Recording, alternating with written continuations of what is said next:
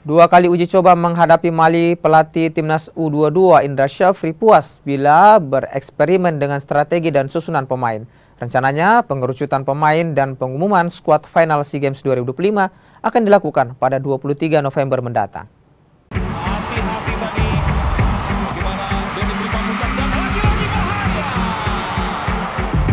Timnas Indonesia U22 proyeksi SEA Games 2025 baru saja usai menggelar uji coba kontra Mali. Hasilnya Indonesia kalah sekali dan sekali imbang. Di luar hasil akhir, pelatih timnas U22 Indra Syafri puas dengan dua pertandingan ini. Sesuai tujuan awal, laga ini jadi ajang eksperimen taktik dan indikator pengerucutan pemain. Tercatat, dua formasi berbeda ditampilkan dalam dua pertandingan, 4 bek di laga pertama dan 3 bek di pertandingan kedua. Ini memberikan ruang bagi tim untuk menganalisis kelebihan dan kekurangan sebelum turun di Thailand.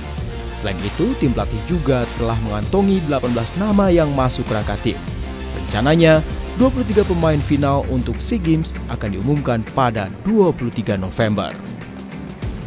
Alhamdulillah, hampir bisa dipastikan kami memvalidasi sekitar 18 pemain. Ya, tinggal mungkin 5 pemain yang mungkin nanti kita lihat di sisa hari ini, yang rencana nanti kita akan berangkat di tanggal 23. Today we showed that we are a very good team, and as you see, we have not only one tactic, we have multiple tactics we can use in SEA Games and for in the future.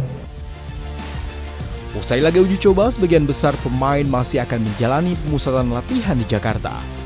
Namun untuk Mauro Zelstra dan Ivar Jenner akan kembali ke klubnya di Belanda. Sementara beberapa pemain Super League yang diminta klubnya untuk kembali dengan garansi bermain inti juga dipersilahkan memperkuat klubnya. Angga Nurizki, Andika Ahadiat, Kompas TV, Jakarta.